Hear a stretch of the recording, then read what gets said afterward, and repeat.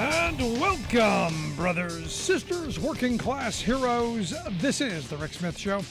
Thanks so much for being here today on the big program. Lots to get to, lots to talk about. Remember a couple years ago when our conservative friends were gleeful at the opportunity to be drinking their coffee from mugs labeled liberal tears? Remember that? Oh, you remember how fun and how energized they were and how much they loved doing that?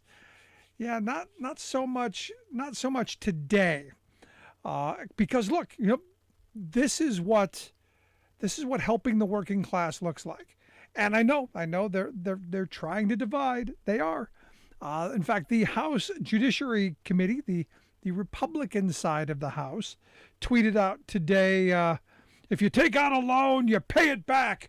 Period."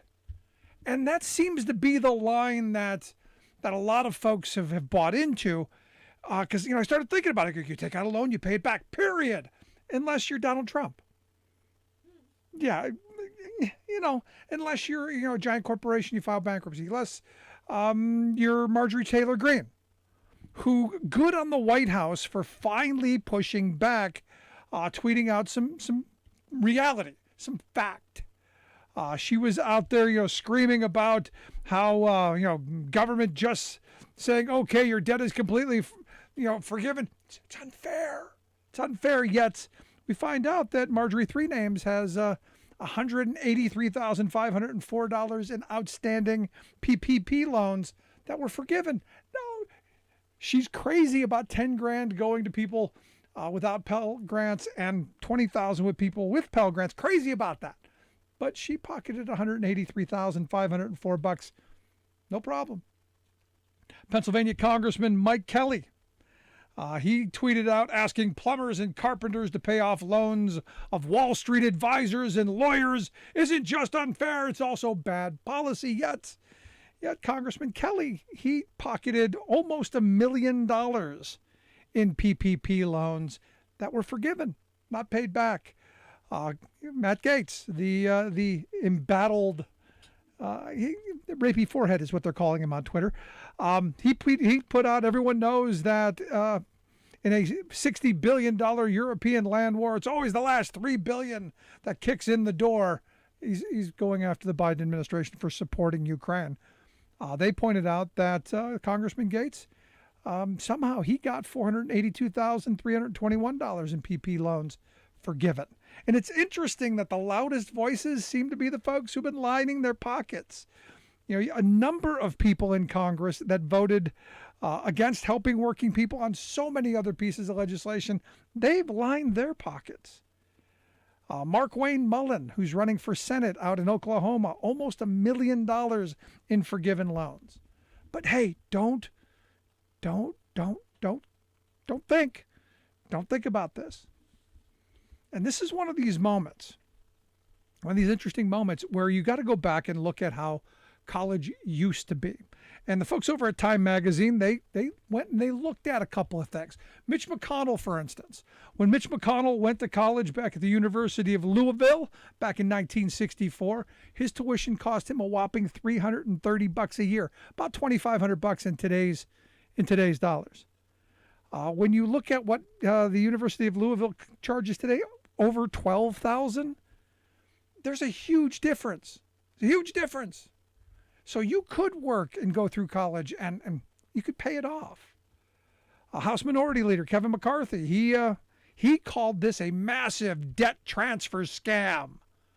But when he went to Cal State, Bakersfield, graduated back in '89, tuition was less than $800. Today it's over $7,500, a 400% increase in the amount of tuition. And again, we're doing nothing to correct this. And I'll get to the point here in a couple of minutes. You had moderate Democrat, Nevada Senator Catherine Cortez Masto. She came out, disagreed with the policy, against it, because it doesn't address the real problems. And I agree.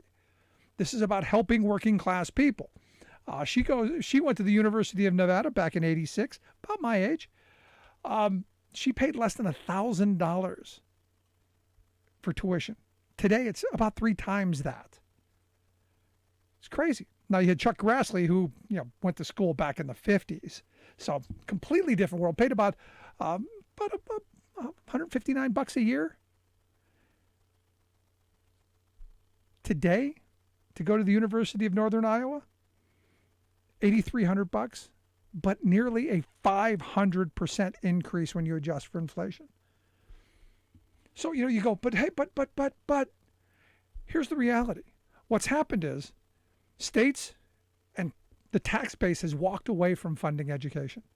You look at Colorado, from 1980, Reagan era forward, Colorado has cut their higher education budget by 70%. South Carolina, more than 66% over that time. Arizona, 62% over that period of time. Michigan, over half. This is one of those moments. My state of Pennsylvania, back in the 80s, the tax base picked up 2/3 of the cost of tuition. 2/3. Students picked up 1/3. Today, that number is completely backwards, where students are picking up 3/4 of the cost of tuition. And how did that happen? Well, we've had a massive redistribution of wealth in this country. Massive redistribution of wealth. From working people to the wealth class. We have created the largest working wealth class in the history of civilization. And it comes back to our tax code. Reagan forward. When Reagan took office, the top marginal tax rate was 70%. The corporate tax rate were in the high 40s, low 50s. You go back to the 1950s, the top marginal tax rate in this country was 92%. The corporate tax rate was over 50%. And then you go Reagan era forward. We've been on this tax cut fetish to where we've said, hey, we got to give wealthy people all the money because they're smart and they know what to do with it. And you know what we didn't do? We stopped investing in higher education. We stopped investing in community hospitals. We stopped investing in this country. There's something seriously wrong with this. And we can undo this, but it's going to take time and it's going to take policy. Bad policy got us into this mess. Smart policy hopefully going to get us out. So I want to get your thoughts. 1-866-416-RICK. 1-866-416-7425 is the number if you've got thoughts, questions, comments on this. Let's bang through it. I got Tim in Illinois on line 1. Tim, how are we doing today? Hey, Rick, how you doing? I just wanted to call in to say I am a conservative Republican in every way, shape, and form you can think of that term. But I think that what the Republicans have to do is to stop complaining about everything the Democrats do. This is only $10,000, right? It's not. We're not paying off a $172,000 loan from somebody who went to a school that they shouldn't have got, that they couldn't afford, right?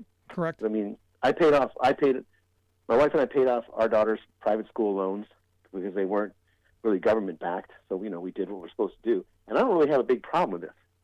The other thing is that you also have to put on your big boy pants when you're talking about politics. And the Democrats they're the best. If they say the Republicans are painting something blue, they're actually painting something blue.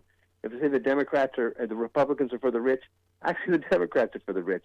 Every single school that's benefiting from this are basically Democratic Party, production companies. I mean, if you look at the colleges of today, they're pretty much pumping out nothing but progressives. So I mean, it is a wonder, and I kind of you have to give credit where credit is due. The Democrats know how to make sure that they fill their votes with people who they. Yeah, benefit. I wish I agreed with you, Tim. I wish they were that good at what. This is one of those moments where I listen to someone like you make these claims, and I go, man, I wish how you see the world was reality, but it's not. Most of the people I know who've gone to college, they're fairly conservative. They've got this Horatio Alger vision of the world that they've pulled themselves up, and they shouldn't have to pay taxes or do anything for anyone else. So it's interesting to see how you see the world. Oh, I agree with you 100% because my progressive coworkers, all of them, as soon as they go up the corporate ladder a little bit more, and they get money, boom, they go right straight to the gentrified part of Chicago, and they all live in the best and the whitest neighborhoods, and they put their BLM signs in the window. So I mean, I know what hypocrisy is because I am a Republican, And I think that you're completely right with how you opened your show with the hypocrisy of Republicans. I myself am an elected official, and I kind of live my ethos. I mean, I live the life that I portray. You know, I respect that, Tim. Look, and to be honest with you, I wish there were more true, honest conservatives who had values and were able to articulate them. Sadly, we're in this weird world where, we've bought the flag and the T-shirt, and we can't talk to each other anymore. We're in a weird time, I think. Well, go ahead. I try and reach out to shows like this to tell you that there's more of us. There's more people like me than MSNBC, CNN, Fox News, and all those other idiot outlets. They just want to sell. They just want to sell stuff, right? They want us to watch the shows. They want to have hits on the YouTube, but whatever. It's all about money to them. It's not about me and you. Opening our doors in the morning. You're living at 123 Main Street. I'm living at 125 Main Street, and say, "Good morning, Rick. Good morning, Tim. How you doing? Yeah, blah blah blah. I voted for Trump, and I voted for Biden. Okay, well, whatever. But we still got to take out the trash and mow our lawns. That's the America that's true. And those people who are coming into America, the migrants that are coming into America, however they're coming, they're not coming for Ecuador. They're not coming for Venezuela. They're coming here for the American dream. And yes, the American dream has been kind of sort of tainted by progressives, but our founders stepped outside of their nastiness, outside of their reprobacity. Okay, they stepped outside of their badness and said, we need to be better. We're people that have this, and we're going to have a constitution, and we're going to have a society that overcomes even our horrible natures.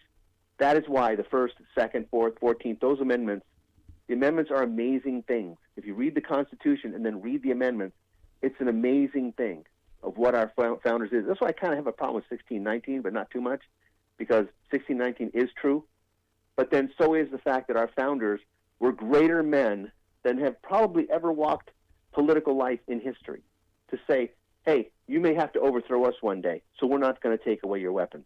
Those are the kind of things that we have to have conversations about when we talk about political things. Because it's an interesting take on it, though. I view that weapon thing a little differently, as being part of a well-regulated militia. But we could argue that all day.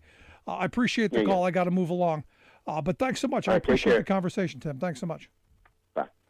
I like the fact that he got some shots in there on progressives as well. I don't necessarily agree, but there's shots there.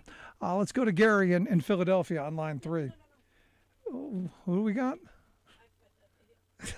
From Akron. Well, okay. Well, thanks for that. Let's go to Kurt on line 3. Kurt, how are we doing today? Thanks for taking my call. The reason I called is I wanted to talk about college tuition, and I'll give you a little bit of my story. Had my parents paid for my tuition, my room and board, my meal plan, and my books back in the mid to late 90s at Kent State University, they would have been paying $8,000 a year, which sounds like a dream today compared to what I looked it up to see what it actually costs today for the same thing that I got, that my parents were giving me, right, or trying to give me.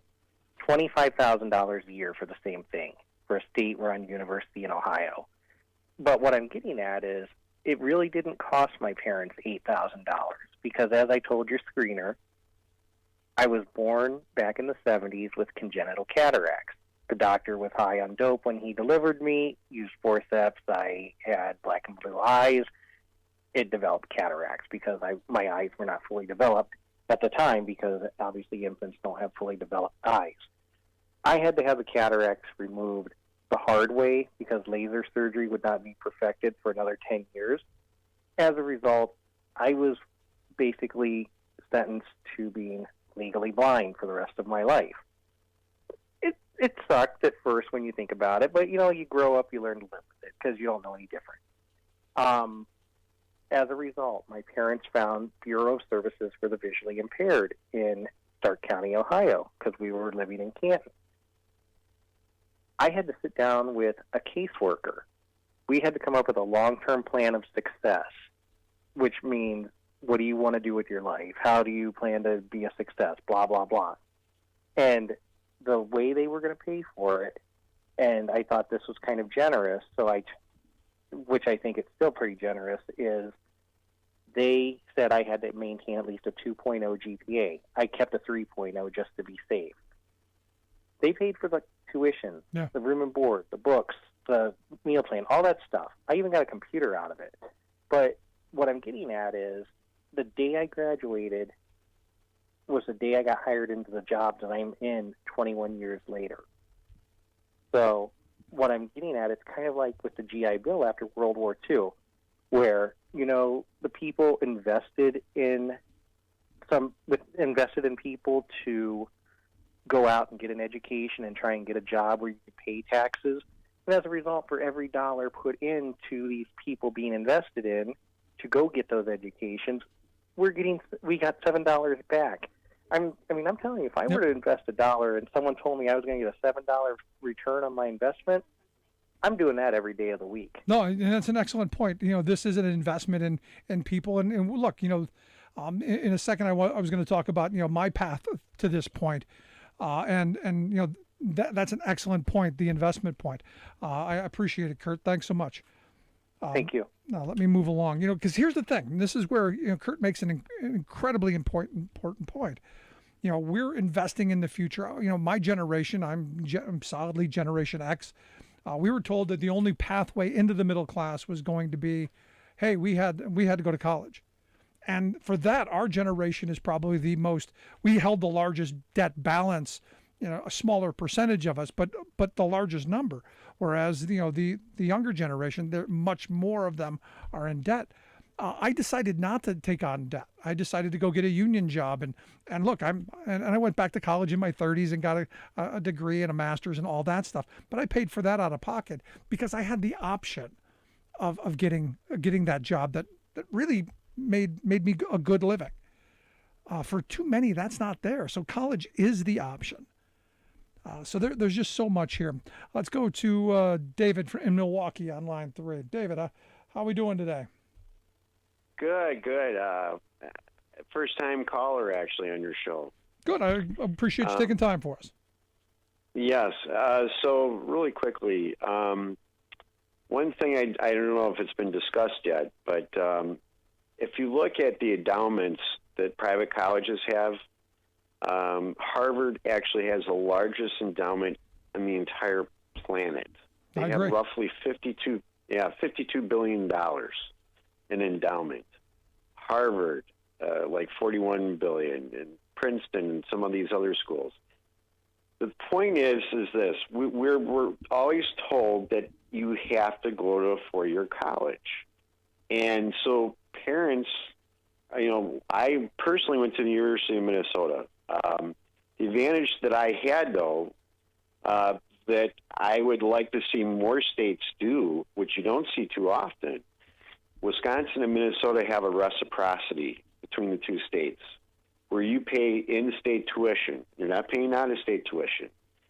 So if I go to Minnesota now, back when I was going, it was kind of goofy. So actually, they changed it a few years ago recently because I was paying in-state Wisconsin tuition in Minnesota, which was actually cheaper than a Minnesota student. So Minnesota said, the heck with that. We'll still do in-state, but you're going to pay in-state whatever state you're going to reside in. Minnesota also actually has reciprocity with a couple other states. Yeah, Pennsylvania does the same thing. What's that? Pennsylvania does the same thing with a number of surrounding states. Okay. There's a reciprocity agreement. I do think there should be more of that going on, personally, because obviously, when you're paying out of state, you really get hit quite a bit, and you're going to have to take out a huge amount of money to go for being an out of state person. So that's one thing.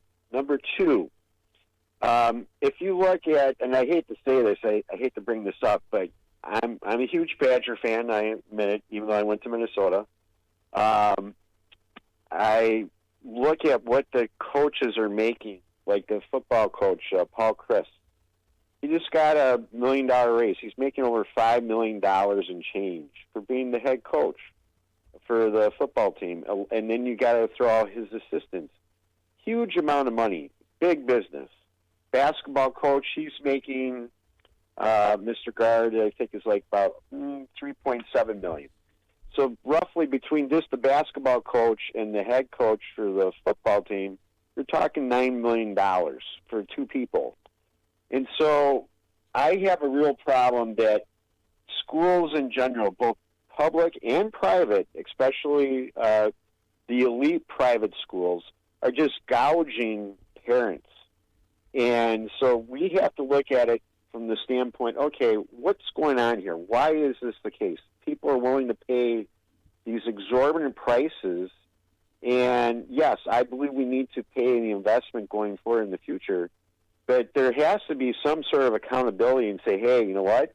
This is not right. Because, I agree with you. I agree with you, David. Yeah, but the reality is that's the second part of this, I think. And if you've heard the show before, I've talked about this. My hesitancy on this debt forgiveness has always been tied to what are you going to do for the next generation, for the next group of people who have to take out these loans and have to pursue things. And the argument that I'm making is that we need to return to a tax base and a tax code that invests in higher education, that invests in our country in ways that my grandparents' generation did. And as I said a minute ago, we used to have much higher tax rates. The top marginal tax rate in 52 was 92%, and the corporate tax rate was well over 50%. And over the years, we have cut that down to where we are now. What the corporate rates now, 21%, the effective rates down in the 8.9% range. Right. We have created the largest billionaire class in history, David, and that massive redistribution of wealth has taken the form of saddling people with massive loans. That's my problem with this. Well, the thing is this. The only thing I will say is this. So when you're talking about the tax period, for many years ago when it was much higher, the United States was really the only country, for the most part, that was able to produce anything, because Europe was decimated, obviously, after the Second World War. China certainly wasn't much of anything. Yeah, but David, the rest of the world had higher tax rates as well. This fetish I get that. This fetish that we've had, driven by multinational corporations and the Reagan movement, the neoliberal movement, that's been to the idea of we're going to save free enterprise by destroying the commons, and they've done a great job of it.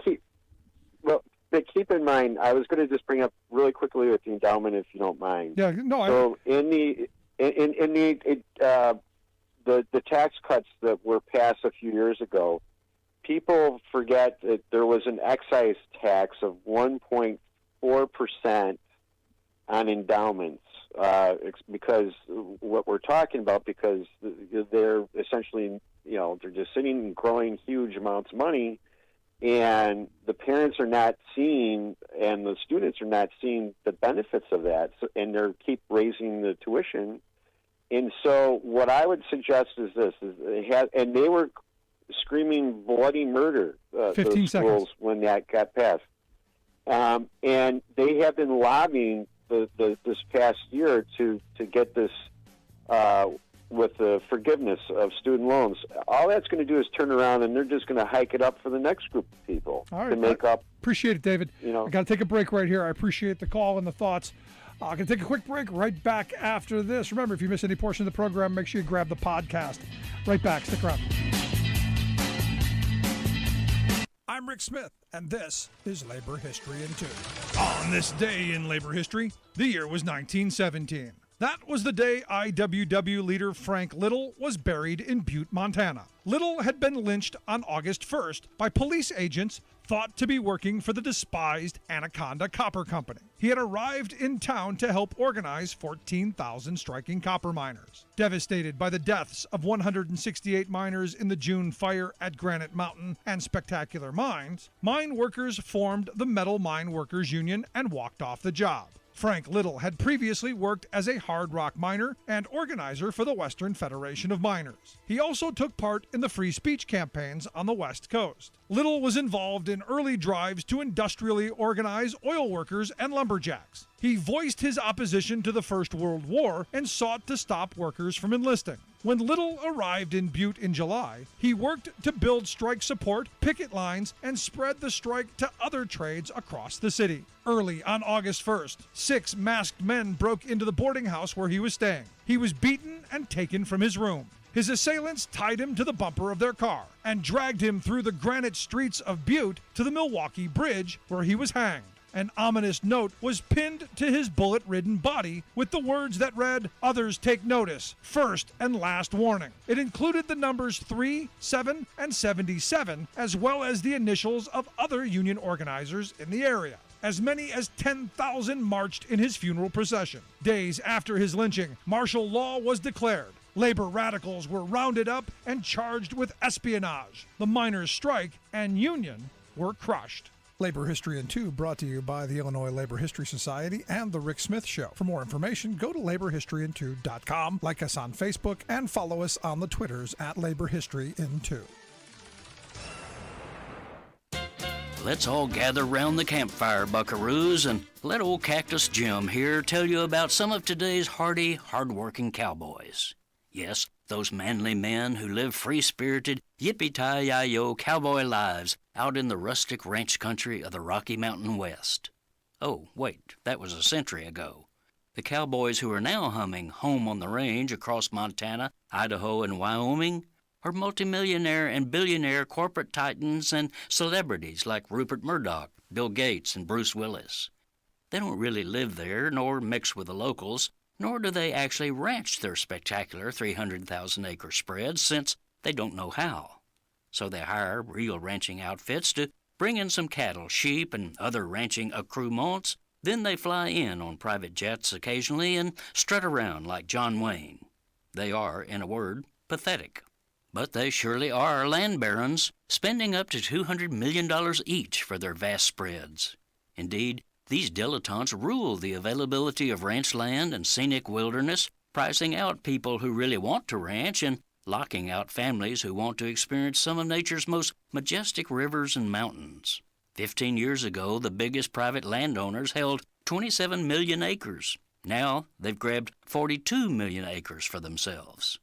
Well, say apologists for wealth concentration, they bought the land with their money, so it's fair and square. But hold on, Slick. They don't come here just for the views, hunting, and exclusivity. Their ranches get generous land subsidies. Plus, states like Wyoming provide no-tax hideaways for their wealth. This is Jim Hightower saying, so even though you and I are shut out of these gated land baronies, at least we can take pride in knowing that it's our tax dollars that help the rich buy them and lock the gates. There. Doesn't that make you feel better?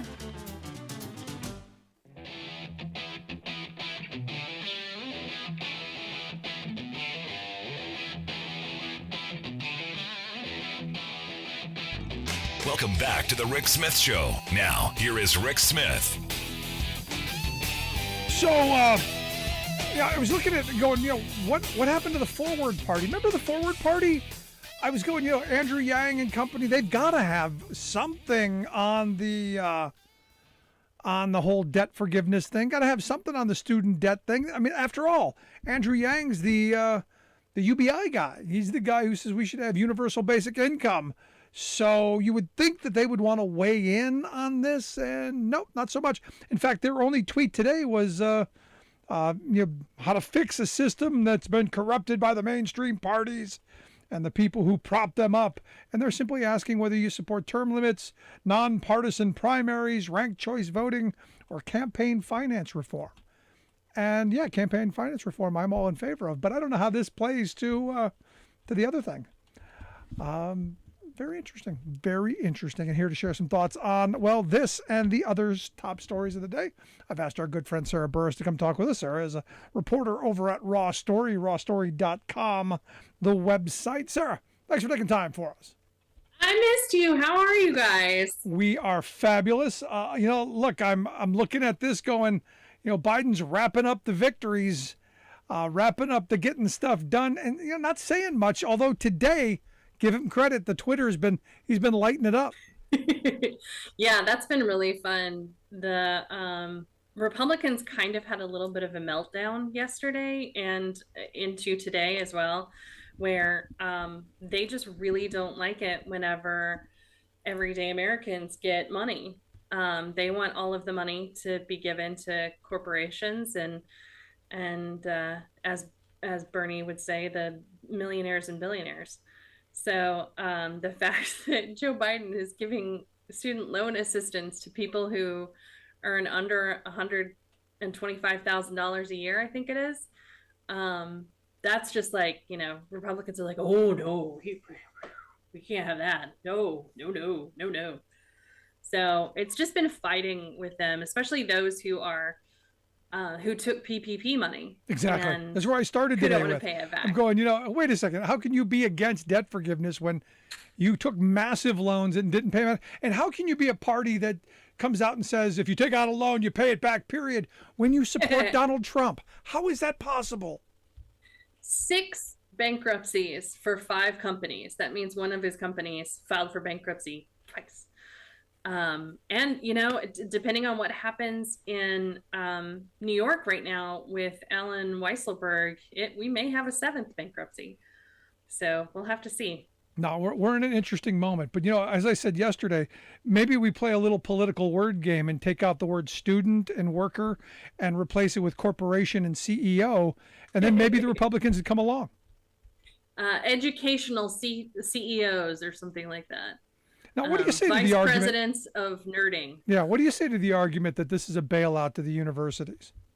I think that's absurd because the idea is that your student loans did not necessarily come from the university. A majority of them came from the federal government's programs. Maybe some of them came from your alumni association, which again isn't the university. That's not the administration. That's people like me who contribute $25 to the alumni association every once in a while.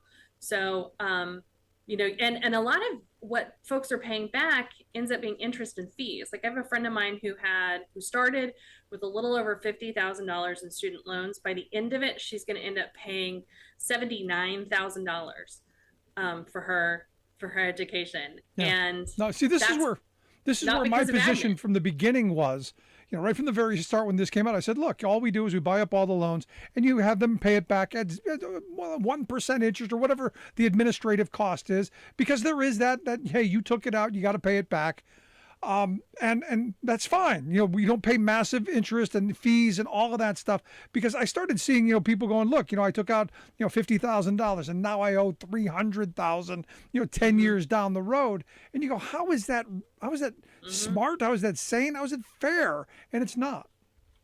A lot of the loans too end up being predatory lending practices where if you get a government loan, then Congress determined that the interest rate is going to be, I think, somewhere, it was less than 4%. Was it like 3 point something?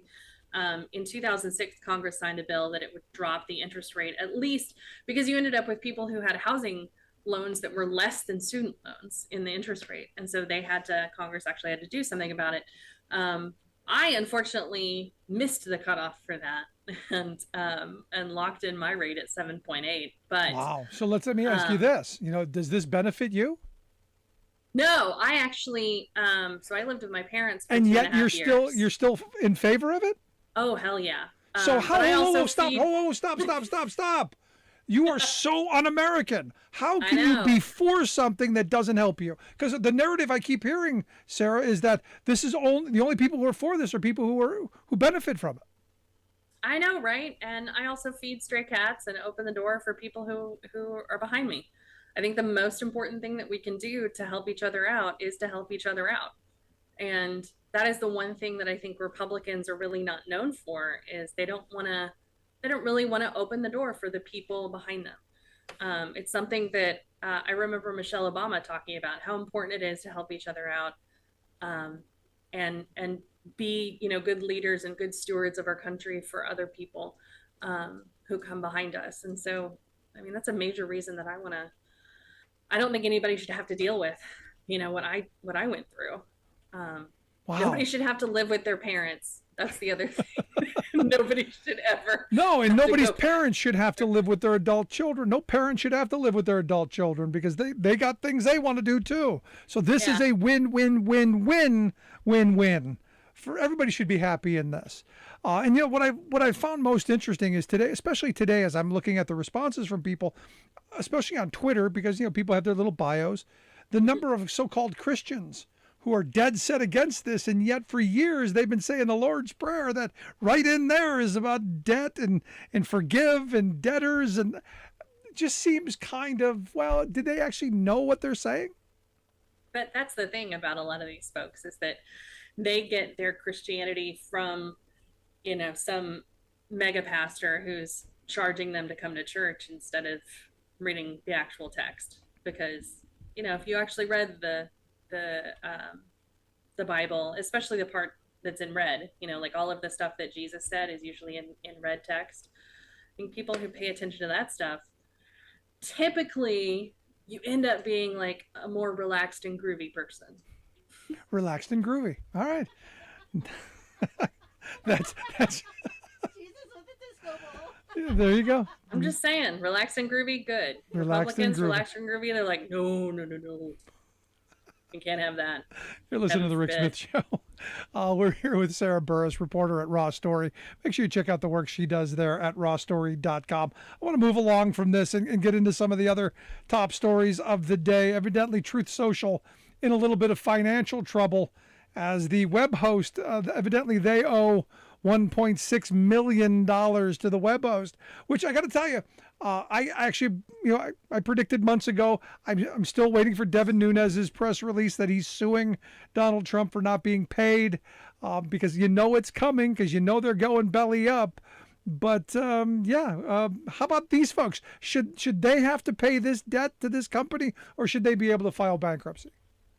So the interesting thing about this company is that I'm pretty sure that Trump had a Chinese investor who gave him over $1 billion for this specific media company. So my question is, if you can't pay your own web host, what the hell happened to your money?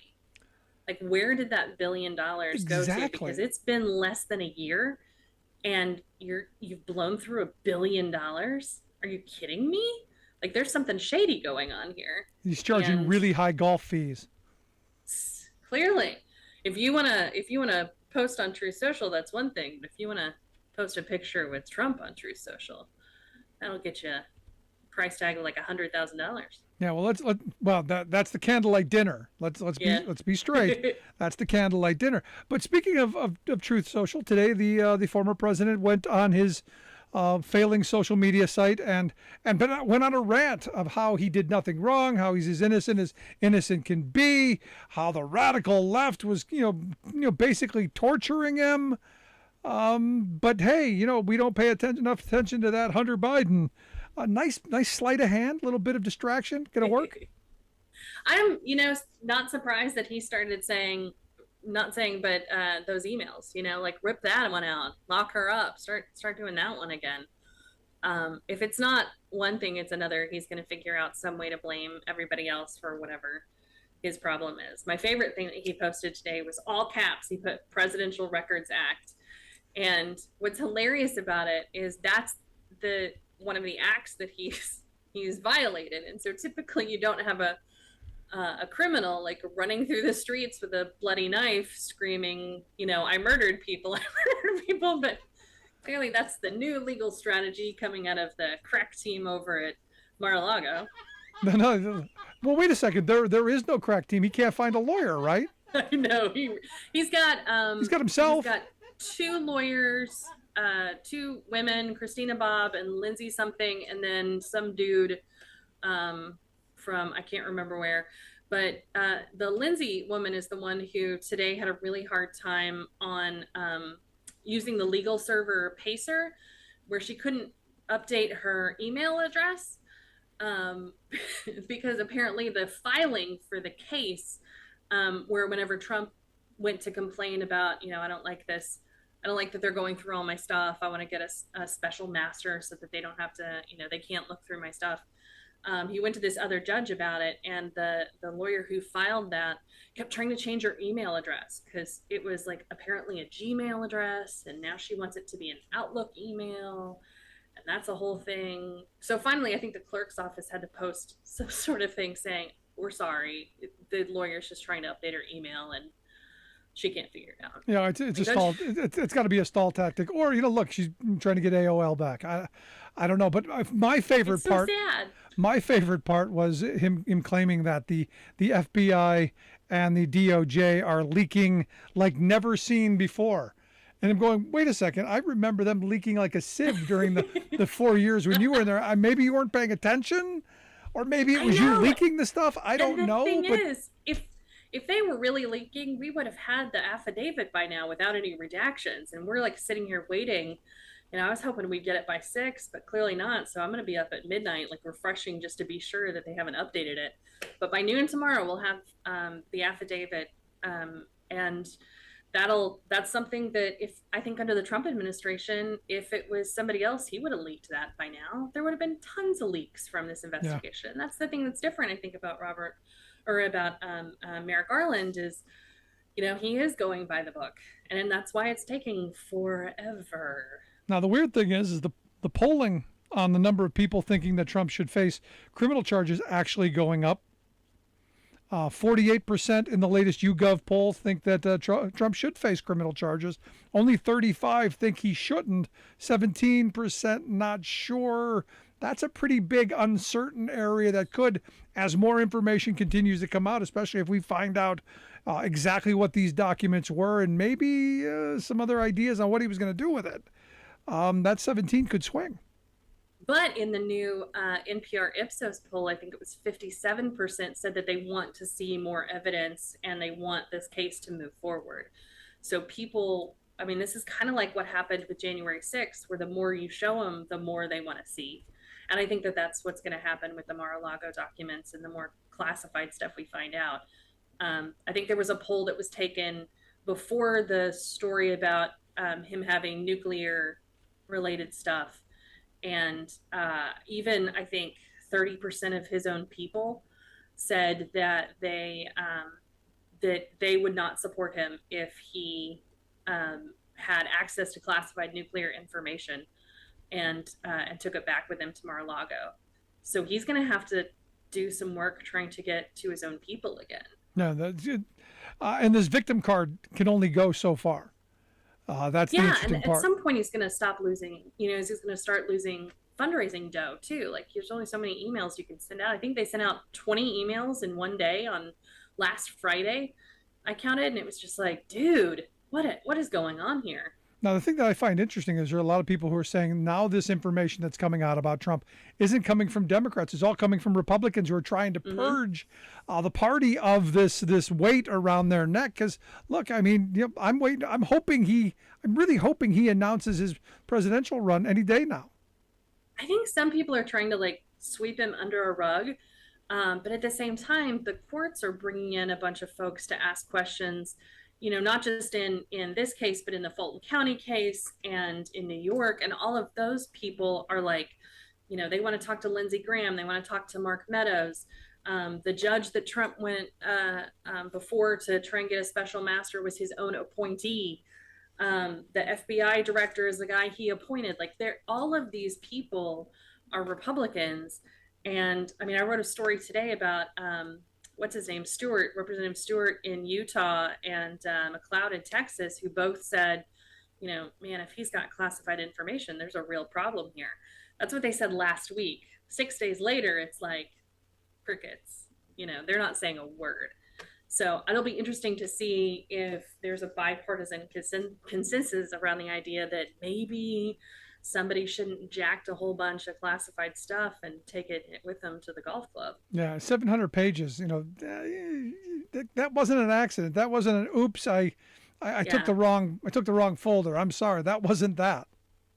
And there's now a chain of custody around these documents because Trump's own people, his White House counsel and deputy White House counsel already spoke to the FBI about it and said, wasn't us. We tried to get him to give all that stuff back, and he wouldn't do it. Hello, Buzz. Donald Trump. Trump bust. You just got pitched under. I want to get your thoughts on Jared Kushner's new book, evidently claiming that he gave it to Donald to read, 500 pages plus, I guess, with no pictures, that according to Jared Kushner, Trump is reading. There is no way in hell he's actually reading that book. I'm sure he probably assigned that book to one of his people and told him to like highlight the good parts or give him like a bulleted list of something. One of the things that's funny too is one of the many emails that Trump has been sending out. One came from Kushner promoting his book, and then one also came from Ivanka talking about how I'm so proud of my husband for writing this book. It's so amazing. And I don't know why she just became a drag queen, but the voice that I'm doing for Ivanka. But I thought her thing was that she was going to try and get out of Trump world. I thought they both were. So what are they both doing emails on, cashing Trump's in campaign list? Cashing in. Like, what is that about? But yeah, it's about making some of the Benjamins. If I'm them, I'm ducking and covering on the $2 billion the Saudis gave him, which I'm not hearing enough about. I want deeper investigation into the $2 billion gift that Kushner got from the Saudis. Yeah, I think so too. That needs to be. We need to have a conversation about that. But Hunter Biden's laptop. Right. And what's her name? Ashley Biden's diary, and those people got arrested today. The people that were trying to sell Ashley Biden's diary. So, it really doesn't pay to crime and implicate other people when you've got some fingers pointing back at yourself. Yeah, let's hope. And finally, I want to end on a good note. Evidently, rapey forehead. Matt Gaetz, evidently the reports are the feds aren't done with him yet. Thoughts on rapey forehead? I'm not surprised. There was really no conclusion about, the stuff that he did and how much his buddy, basically turned him over to the feds. There was a lot of stuff that his lawyer kept trying to say, we're still talking to the feds, and so they couldn't sentence his buddy, the tax collector from Joel Greenberg. Joel Greenberg. I kept wanting to say Josh, but Joel, finally is finished giving them everything that they need, and so they could do his sentencing. But we haven't heard anything since then. It hasn't been that long, frankly, and I'm sure they're probably really busy. The feds are really busy in Palm Beach with some other stuff. But I'd be really curious to see at what point, Mr. Forehead is, might actually have some criming he's got to figure out himself. Yeah, there's a lot for the Department of Justice to work through, a lot for the FBI to work through, and while I'm not always a big fan of the FBI, he looks exactly like Butthead from Beavis and Butthead. Of course, he really does. The way he coiffs his hair, I swear it's the exact same look. Okay, so there you go. He said, now we know. Sarah, I appreciate the time as always. Fun stuff. If you want to check out the work that Sarah does over at Raw Story, rawstory.com, that's the website. Sarah, I appreciate the time. Thanks so much. My pleasure. Have a great weekend. You as well. Our good friend Sarah Burris. Again, remember, check out her work, rawstory.com. That's where you go. Quick break, right back. Stick around. You're listening to The Rick Smith Show.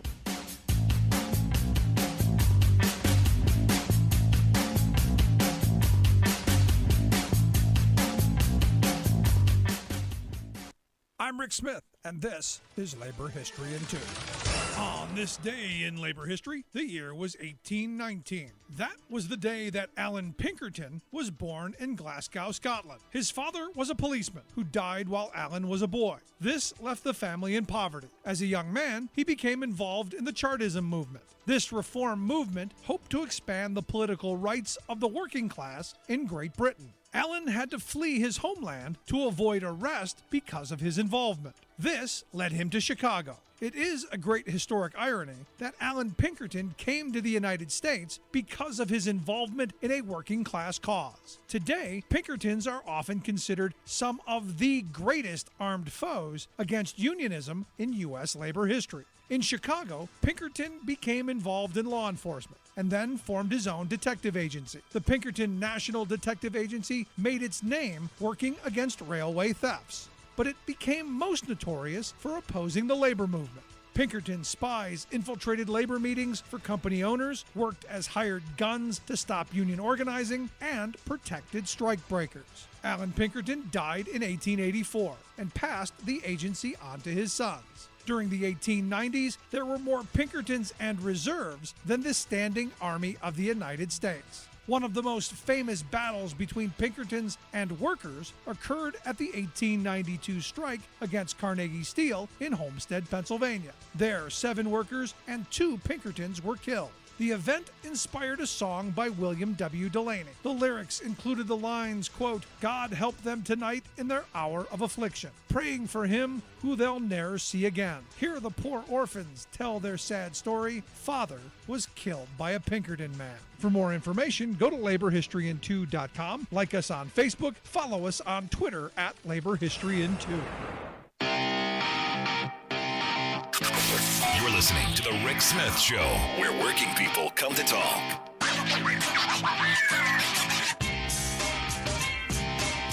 So good day for workers today as Chipotle workers in Lansing, Michigan voted to become the first unionized Chipotle in the United States. Congrats to them. Also, workers at REI in Berkeley, they voted overwhelmingly to become the second unionized REI in the country. And, well, the Starbucks machine keeps rolling as workers there in Pittsburgh at the Allison Park Starbucks voted unanimously to join and form a union in their location. Good on them. I think the Starbucks thing, I think they're up to like maybe 250 to 270 places that have organized.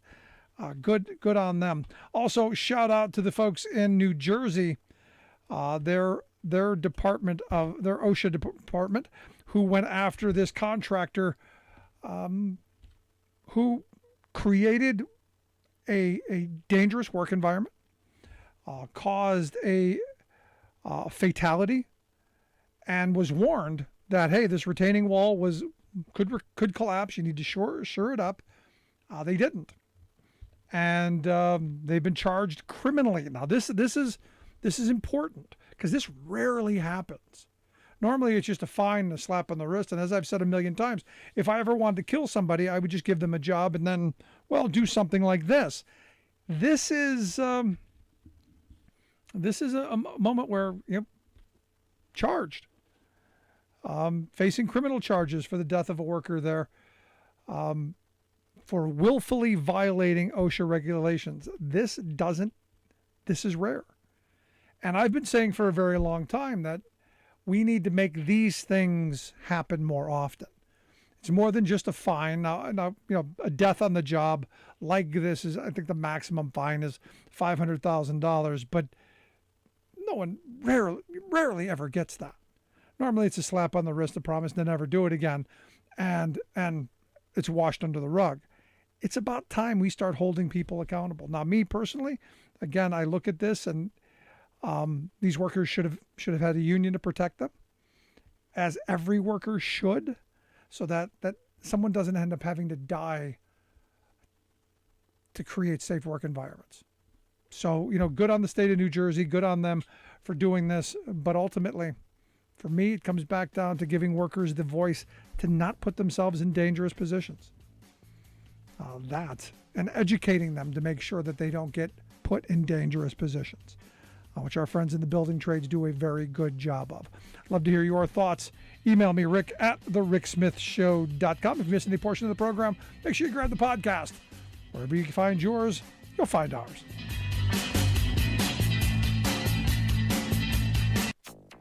Small green plants lined the bed of what used to be a frontier lake between Switzerland and France. It's existed for 12,000 years, but now it's relegated to just a small stream. More than half of Europe mired in worst drought in centuries. Climate change action is way more popular than Americans realize. Plus, a country famed for its oil resources, committed to going to sustainable mobility. Saudi Arabia pushes to become a global electric vehicle leader. Really? Yes. All of those stories and more straight ahead from BradBlog.com. I'm Brad Friedman. And I'm Desi Doyen. Stand by for 6 minutes of independent green news, politics, analysis, and snarky comment. There is no climate crisis. It is a hoax, and fossil fuels are a wonderful thing.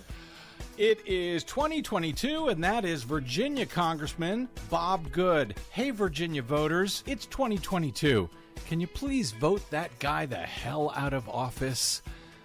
This is your Green News Report. Okay, Desi Doyen, from heat and drought in the U.S. to heat and drought in China. Now we're back to heat and drought in Europe. Yes, unfortunately, more than half of Europe is mired in drought. According to a new report from the European Commission, 64% of the continent is in severe or exceptional drought, the highest category, and it is the worst drought in at least 500 years, and likely more. The combination of record heat and drought has triggered water shortages across Europe and is contributing to a widespread increase in fire danger across the EU.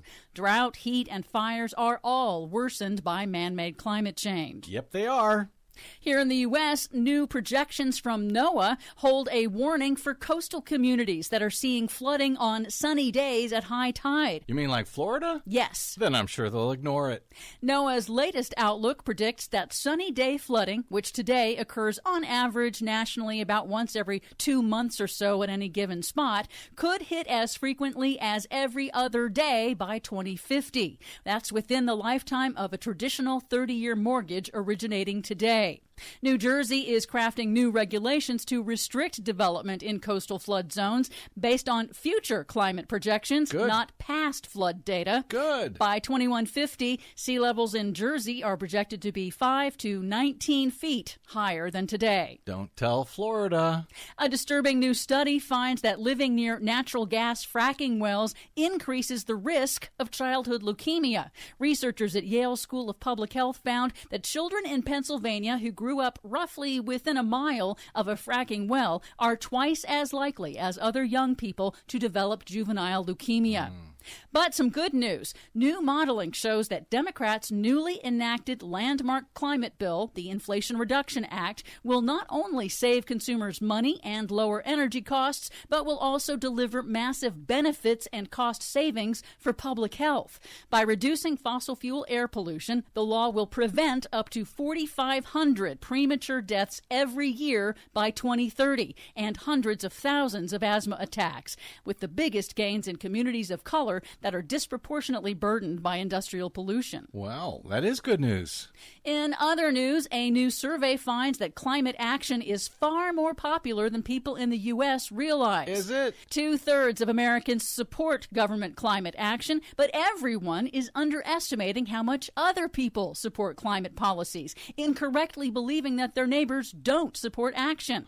The researchers found this false perception occurs across all states and demographic groups. Even Democrats don't know that climate policy is very popular. And why don't Democrats even know that? The researchers at Boston College partially link it to decades of right-wing media demonizing climate policy. Go figure. And it matters, because when people assume something isn't popular, they don't talk about it, leading to what the researchers called, quote, a spiral of silence that helps obscure the deep, widespread support for climate protection measures across the board. Of course, they don't talk about it. They think others don't agree with them, and they're afraid to speak up about it. Finally, big moves in electric vehicles. Saudi Arabia has launched a major initiative to become a big player in the global electric vehicle sector, investing billions to develop a domestic minerals mining industry and an EV manufacturing and processing supply chain for batteries and cars.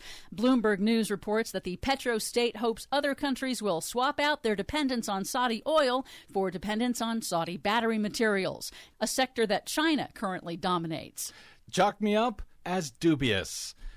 For much more on all of these stories and the ones we couldn't get to today, check out our website at greennews.bradblog.com. Find, follow, and share us planet-wide on the Facebooks and the Twitters at Green News Report. I'm Brad Friedman. And I'm Desi Doyen. And this has been your Green News Report.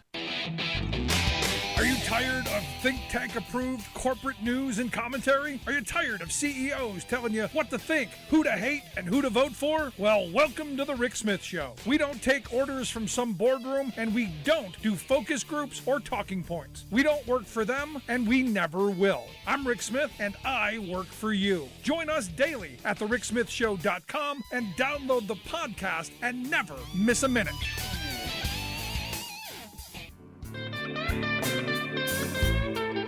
Welcome back to the Rick Smith Show. Now, here is Rick Smith. Interesting tweet put out by Representative Jim Banks, who going after Joe Biden's debt forgiveness plan. He tweets out that student loan forgiveness undermines one of our military's greatest recruitment tools at a time of dangerously low enlistments. And I go, I read this and I'm going, at least he's honest. At least he's honest that for a lot of people in this country, the only way that they can get an education and not have a lifetime of debt is to, put their lives on the line and maybe they live through it to be able to take advantage of it. So this enticement of, hey, there's the golden ticket potentially if you don't end up, having some breathing ailments or broken bodies or broken minds or, any of those problems, there might be something on the other side for at least he's honest. Anyway, here to share some thoughts on the debt forgiveness plan, I've asked our good friend Max Burns to come talk with us. Max is a Democratic strategist, also a columnist over at The Daily Beast, thedailybeast.org, the website. Max, thanks for taking time for us. Thanks for having me. So what do you think of this statement by Jim Banks? I see this and I go, especially for poor and working class kids, yeah, that's probably the only lifeline that they were going to get, and Joe Biden just gave them another shot. Yeah, at least they're not hiding who they are. It's bizarre to see Republicans sort of mourning this loss of the idea that maybe now kids will be a little bit less enslaved to debt, and that's somehow framed as a loss for society, when in fact it's just a loss for Republican donors who are largely in the debt servicing industry. This is a huge step forward. We need to do more, quite frankly. And these Republicans, I would imagine, don't want people digging too deeply into their own relationships with debt because they have quite a complicated dynamic themselves. Yeah, I look at this and, while the 10,000 and the 20,000 numbers are what catch people's attention, it's that 5% cap that they've put on that I think is really important and could probably do the most good, especially for poor and working class students. I'm curious your thoughts. Yeah, that's absolutely right. And I mean, we know that the end result of having heavy amounts of student loans is that you have less long-term earnings over your lifetime. And that's because you're putting off buying a home because you can't afford it. You are maybe not taking the job that is best for you, that will best put you forward in your career, because you need to take the first job that's available to pay that debt. And even giving some breathing room like this is going to be huge for so many students. The average student comes out of college about $25,000 in debt, and this will be massive for them. Yeah, I mean, what we've found out during the pandemic and, in these last few months is, especially for, younger workers, this has given them breathing room to be able to, buy a car, be able to pay their rent, to be able to, to save a little bit of money, have a little bit of a cushion, to do things that working class families used to be able to do back, years ago. A little disposable income maybe that could help drive the economy a little bit. But all I hear from the right is it's going to cause inflation, massive inflation. Max, you're destroying the country with massive inflation. What's the response? Well, listen, I think it's bizarre that Republicans say this mantra of, you take out a loan, you should repay it. I worked for everything I have. These people should get jobs. When the fact is, most of these students have jobs. The fact is the jobs aren't paying what they used to. And prices are up for homes. Prices are up across the board. And the earning power of individuals is down. These people are working and they are struggling to get by, bearing this load of debt on top of them. Yeah, but and if if you we listen, can do anything to fix that, we should. yeah, if you listen to them, it's all Joe Biden's fault. They got the stickers with him pointing. It's Joe Biden's fault. I did that. They've got the stickers. Max, come on. Well, I can't argue with a sticker. I mean, that is about the intellectual level of the Republican argument nowadays. But the fact is that they are opposing this so harshly because it's going to immediately help a lot of people. And it's going to help them right before the midterm elections. If Republicans are mainly furious that they didn't get the chance to do this first. Now, it's interesting you bring that up because Betsy DeVos, tweeted out today that she's 100% against it, and it was her thought process. If you put much stock in that, that this is unconstitutional, it's illegal because Donald Trump wasn't able to do it. That's what she concluded. Not that he would have, but she concluded that he couldn't do it. So this is, in her view, unconstitutional. I think for the safety of my health and those around me, I try not to think too deeply about what Betsy DeVos says. But I think this is just a standard argument. You're going to see these people arguing suddenly that they care about the Constitution, they care about the proper use of executive power. When the fact is, the reason this was so delayed is that the president wanted his counsel to make sure this was absolutely legal to do and that they gamed out every scenario. This is not a president who's just going to wing something out there and hope it works. That would be, too Trumpian and too easy for Republicans. Yeah. Are you sure that he's just not buying votes? Because I've heard that too. He's just buying votes with this, Max. And yeah, the moment I tuned out of this discussion was when the Daily Caller, Tucker Carlson's rag, started saying that people who didn't pay their debts were shameful and unpatriotic. And this is the same company that got $300,000+ in loans from the government and then begged to have them forgiven under a financial hardship excuse. I mean, these people are not serious and their arguments don't stand up to any inspection. Now, this is one of those moments for me, Max, where the reason I think that it's gotten so much positive attention is that this is one of those moments where it's not a right-left thing. This is a top-down thing. This is helping working people across the spectrum because guess what? There are going to be Republicans who benefit from this, and a lot of them. Yeah, that's absolutely right. I mean, this is going to help a lot of people in red states. Many of the places where students bear the most burden of debt proportionally are red states.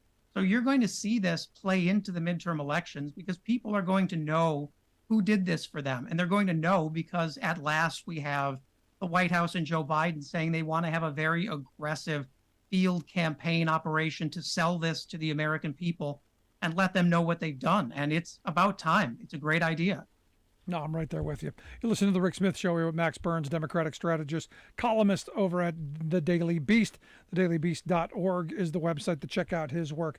Talking about education, I saw a story yesterday that grabbed my attention. The Springfield News Leader reported that there's a school in Missouri that wants to make spanking great again. We're bringing back corporal punishment. Thoughts? This is an example, I think, of what you see when Republicans take over school boards. Right now, Republicans are on a nationwide plan to challenge about 900 school board districts around the country. And they're looking to do that, not just so they can write the textbooks, not just so they can ban books they call illegal knowledge, but so that they can beat you if you question it. I mean, we know that corporal punishment doesn't work to promote educational outcomes, but it does work to make kids more compliant and more subservient. And that is what Republicans want more than anything. Yeah, or in my case, because I went to Catholic school for the first several years of my education. As I told you during the break, my mother taught me to write left-handed, which at the time was the sign of the devil. And the nuns literally beat that out of me to where now I can't write worth a damn with either hand. I don't think it's such a great idea. I think it's having people with sticks hitting kids. I don't know, kind of against it. Yeah, I mean, this is the party that claims to be small government, which is at the same time in a discussion with a school district about how many times they can whip your child. I mean, where in the world does that come from? It's a terrifying thing, and it is just an example of how completely Republicans want to roll back public education. Yeah, well, these are the same people who don't want sex education in the schools. They don't want any of that. Abstinence only is the only thing you could teach, head in the sand, and want to force a 10-year-old rape victim to be forced to have a child. That's who these people are. I mean, yeah, the reality is if you want to get people comfortable with fascism, you got to start them young. You gotta make sure you know what they're reading and you're controlling thought and you are disciplining people who step out of line. And now we're going to reach a point where, creationism is literally true. Racism never existed. Matt Gaetz is your gym teacher. Don't ask any questions or we'll beat you. And I mean, that's a world that puts democracy at risk. You had to get the Matt Gaetz shot in there, I guess. I could so which side of the spanking would Matt Gaetz be on then? The giving all Matt or receiving? Gaetz heard was that he could spank teenagers and he was there. Sign me up. Oh, that's great. And this is why there's part of me that has some hope that Democrats aren't going to get thrashed in November, because you look at all of these insane policies, you look at all of the nothing that the GOP has to offer. I can't, with any clear conscience, see how anyone could vote for these people. No, and it seems the polls are trending that way. I mean, it's a mix of abortion and mobilizing around that. It's a mix of people becoming aware of what Republicans are doing to them on the state level. And we've seen now in the polls, Joe Biden's up to 44%. Democrats are leading in generic ballots for the first time in a year. There's a lot of optimism out there, and it's because the more voters see of the right, the more terrified they become at the idea of them anywhere near power. And it's going to get even more interesting. I just saw a story that the people, the news stars over at Fox News, or the F channel as I affectionately call them, evidently they're going to be facing some depositions here over the Dominion voting systems lawsuit for $1.6 billion. Do you think we're going to find out how these depositions go? You think any of that gets leaked?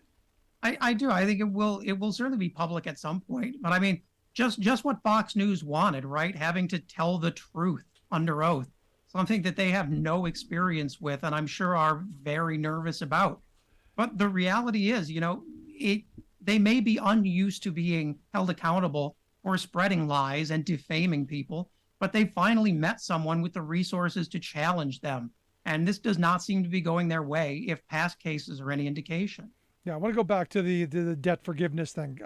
Some of my favorite tweets were the strong, you take out a loan, you pay it back, like the Republican Judiciary Committee in the House tweeted out, while supporting Donald Trump. It just seems kind of hypocritical in that frame. Yeah, a man well known for paying everyone on time and fully, and never once being audited by the IRS for not paying his bills. It really is just, it boggles the mind. There was a tweet that I saw earlier. I wish I could remember it now. This idea that there's something weak about needing help and about saying that it's unfair to be burdened with debt. But these are the same people who, the minute their companies are audited or are investigated, they declare bankruptcy and they wash their hands of it. Yeah. So these are the last people I'm taking lessons on about fiscal responsibility. No, and that's one of the suggestions that came to me is we should put bankruptcy rights back to student loans to let students be able to file bankruptcy. It doesn't sound like a bad idea. At least on its face, it doesn't sound like a bad idea. Yeah, I mean, these are Republicans having a conversation with themselves, ignorant to the fact that the majority of Americans hate their position on this, but they don't feel like they need to appeal to the majority of Americans anymore. They're confident that with gerrymandering and with election officials who will overturn results, they won't need to appeal to voters with popularity. And we need to prove them wrong. That we do. Last question I've got for you. What's the big story? What's the big story in your world today? I'll tell you, I am just bringing it in. We just ended a huge marathon of a New York 10 Democratic primary here. There's still a lot left to look at, a lot of ballots left to count. And I'm sort of reemerging into an America where apparently Donald Trump has stolen every document in the federal government and put it in his bedroom. So it's not looking good for President Trump or his quote unquote legal team. Does he have a legal team? I remember him not being able to get one, and he was going to represent himself at one point. It was being reported. Yeah. Fun He may times. not have a legal team, but he has people who can use Microsoft Word, and that's about where he's at. And that's, I guess, all you need. Max, I appreciate the time. As always, great stuff. You want to check out the work that Max does, thedailybeast.com. We'll get links out on social media. You can check his work out. Max Burns, appreciate the time, man. Thanks so much. As always, good stuff. Love to hear your thoughts. 1-866-416-RICK, 1-866-416-7425. This is The Rick Smith Show. We're working people from the top.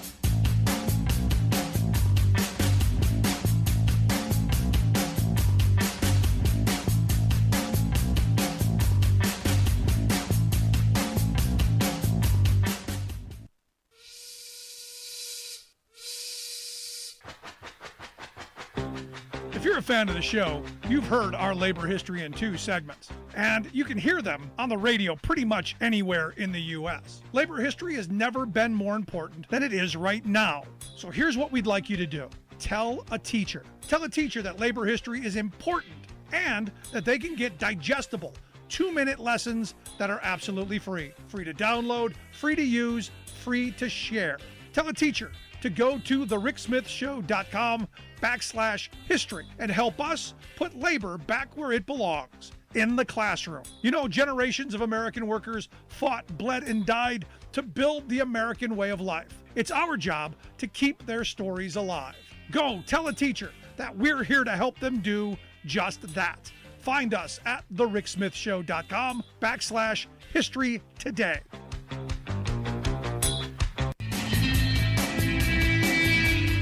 Welcome back to the Rick Smith Show. Now, here is Rick Smith.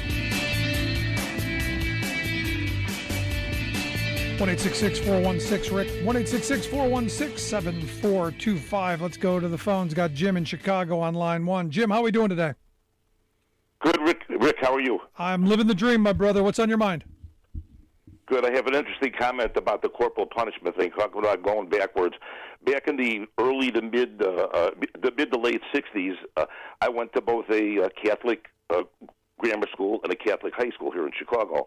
Well, in the grammar school, it was pretty common for the nuns to hit us in the knuckles with like a metal ruler, and also at times myself and some of my other buddies who were kind of most of the biggest instigators of the school, they would like also crack us in the back with a wooden pointer with a rubber tip. Well, yeah, the black tip on it. In high school, it got even worse. If you got a demerit or did something that they didn't like, they would bring you before a bunch of guys that were sitting in the gym waiting to go to the next lunch class, and they would give you what they call SWATs. It would be they would have the Board of Education. It was a board about 2 feet in length and maybe, I don't know, a good 6 inches or so in width. And it had holes drilled in it, and they would tell you to bend over. You would have to hold your ankle with your left hand and your testicles with your right hand so that they didn't hurt that. And if you talked in the lunch line waiting to get your food, they had a priest there that was an a Golden Gloves boxer. He used to throw punches to your stomach. So, if we go backwards to that point, I thought we were long past that stuff. But with these folks, you never know. Look, when I was in Catholic school, if you got out of hand, and I was that kid, they would bring you to the front of the classroom, make you kneel on hard peas, and hold Bibles out to your sides. You want to talk about torture? Hey, one last quick one. We had one nun that made us do the. She would ask us if we knew anything about any of the girls in the school that would do anything of a sexual nature. This was in grammar school.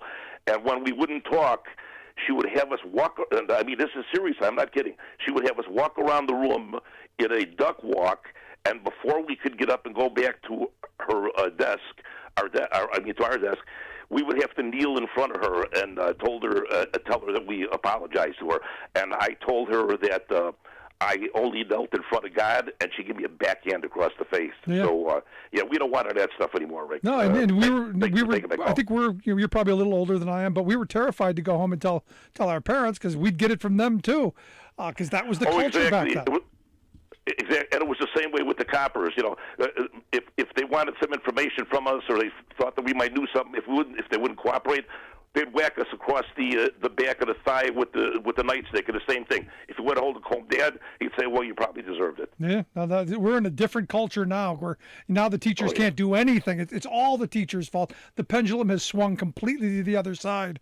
But I'm still against the idea of beating the kids, because I know what I went through. Appreciate it, Jim. No, you can't do it. It just it has, I think, long term, especially if you get whacked enough, it does have some kind of an emotional, mental effect on you. It's just not right. Yeah, I'm with you. So right, let me just quick, because I'm a broken Catholic. Yeah. Do you still go to Catholic church? I do not. I know you said I'm a little bit older than you. I'm 73 years old.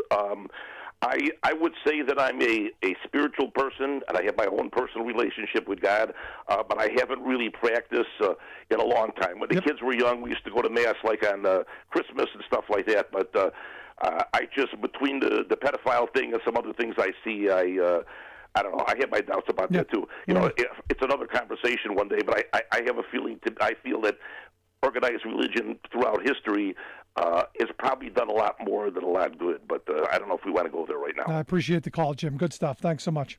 All right, Rick. Thank you. Yeah, we're kind of in the same world on that. Let's go to line 3. We got Alice on line 3. How are we doing today, Alice? Oh, we're doing. I just wanted to say, you know, there's all kind of articles being wrote now in all of the different newspapers about, oh dear, looks like the Republicans might lose. And I'm thinking, well, that's because a majority of the people are waking up and going, wait a minute, I don't want to live in the 13th century. I hope they are. I really hope they are. Well, you know, if what I'm seeing is any indication, I'm going, well, you know, you might have woke some people up, and that's always a good thing. But I just keep thinking to myself, hello, people don't want to live back in the Middle Ages. I'm sorry. You know, it's evolution and progression.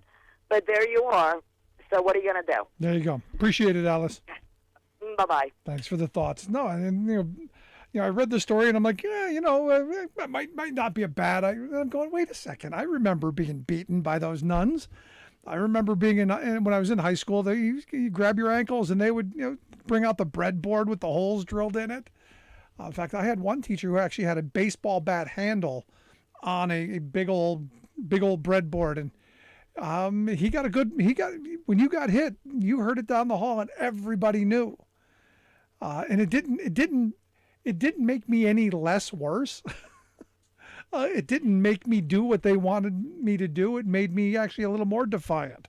It made me a little harder, actually. So again, but this is the world that some on the other side, some of the Christian folk mostly, you know, spare the rod kind of thinking. This is where they want to take us. Now again, these are the same Christian folk today who are saying we can't forgive debt because, well, it'll make lazy people. Yet they've been saying that prayer, you know, the Lord's Prayer. They've been saying that their entire lives with the forgive us our debts and as we forgive our debtors. They've been saying that repeatedly for their entire lives. Never really heard it. Never really listened to it. Never really thought about it. And they practice a religion that talks about, you know, debt forgiveness every 7 years. But again, you know, don't read what's in the book. Believe what you're told. Scary times. And this is the frustration and the fear that I have of where we're heading, because, you know, the reinforcement has been, you know, Democrats are evil, progressives are evil, liberals are evil. And while I've got problems with everybody, with every ideology and every, you know, political mindset, demonizing them and making them less than human, I got a problem with that. Because I know some people who they can't wait for the class war. They can't wait for the next civil war so they can break out the guns. Because it's what's been reinforced to them time and time again. It's frightening. And it's something we're going to have to, hopefully politically, we figure out. Love to hear your thoughts. Email me, rick@thericksmithshow.com. If you miss any portion of the program, make sure you grab the podcast from iTunes to iHeart, Stitcher to Podbean, everywhere in between. That's where we are. Gonna take a quick break. Right back after this. Stick around. You're listening to The Rick Smith Show.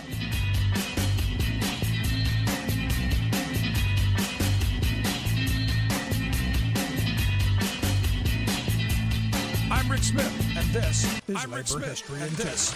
On this day in labor history, the year was the day that Alan Pinkerton was born. His father was a policeman who died while Alan was a boy. This left the family in poverty. As a young man, he became involved in the Chartism movement. This reform movement hoped to expand the political rights of the working class. Alan had to flee his homeland to avoid arrest because of his involvement.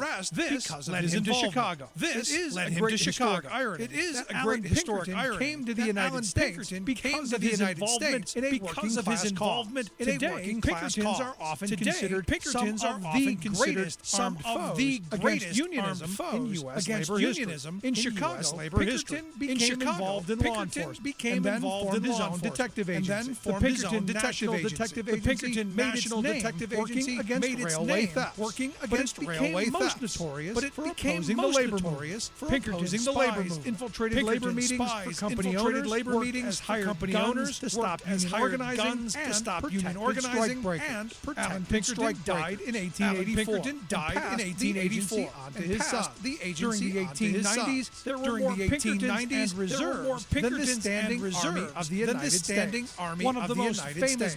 One of the most famous battles between Pinkertons and workers occurred at the 1892 strike in Homestead, Pennsylvania. There, 7 workers and 2 Pinkertons were killed. The event inspired a song by William W. Delane. The lyrics included the lines, God help them tonight in their hour of affliction, praying for him who they'll never see again. Here they'll never see again. Tell their sad story. Father was killed by a Pinkerton man. For more information, go to laborhistory.com. Like us on Facebook. Follow us on Twitter at Labor History in Twitter at Labor History in 2. Let's all gather round the campfire. Buckaroos, and here tell you about some of today's hardy, hard-working cowboys. Those manly men who live free-spirited, yippee-ki-yi-yo cowboy lives out in the rustic ranch country of the Rocky Mountain West. That was a century ago.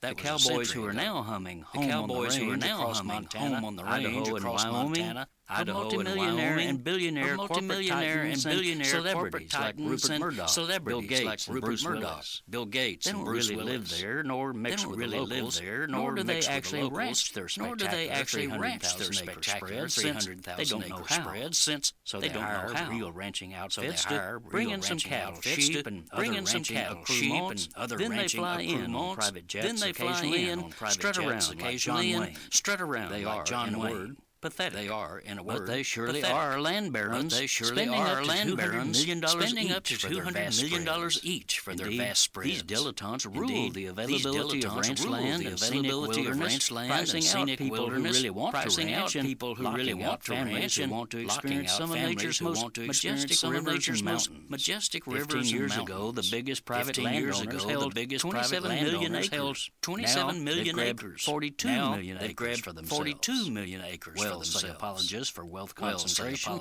They bought the land with their money, so it's fair and slick. They don't come here just for the views. They don't come here just for the views, hunting. Their ranches get generous land subsidies.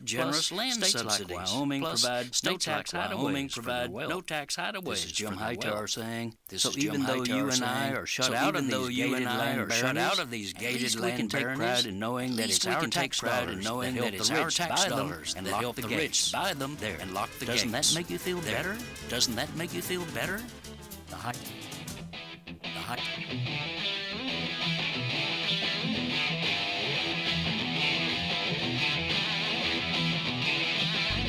Welcome back to the Rick Smith Show. Here is Rick Smith. This is just amazing. One of those things that just kind of makes you go. Completely off the rocker.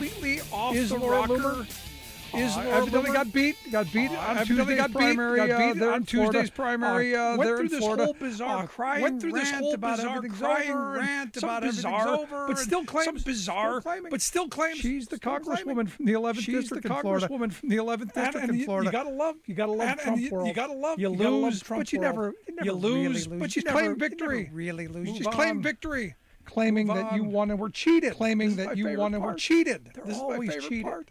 They're always cheated. Amazing how they always seem to play the victim card. But anyway, here to share some thoughts on the other insanity of our friends GOP side. I've asked our good friend Tim Hogan to come share some thoughts on the candidates and the goings-on. Are they crazy? Tim is the executive editor of Heartland Signal. Heartlandsignal.com is their website. Tim, thanks for taking time. Thanks, Rick. It's great to be here. So, did you happen to see the Laura Loomer thing? Did you happen to see the Laura Loomer meltdown? I did. It's a little remarkable that you release this monster of voter fraud and claim it in every single election. And then you know what? In the Republican primary, where the Republicans committed voter fraud, I don't know where we're going with this. I don't know. That's where we're going with this. But it reminds me too of Carrie Lake, Arizona, since Arizona's election was over, preemptively her election was over. I mean, it's just where they are. I mean, it's just where they are. They don't trust elections.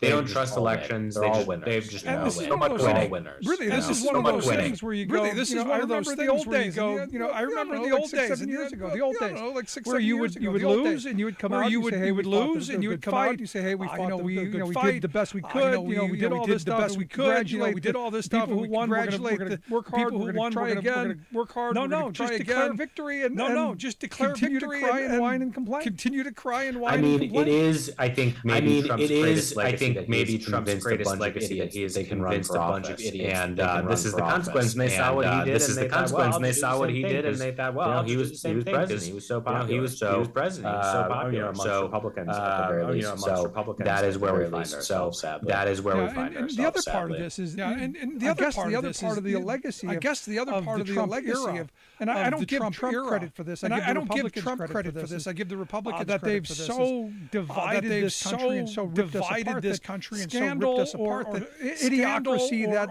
in the past would have sunk a campaign. It just seems like, and I point specifically to Ron Johnson.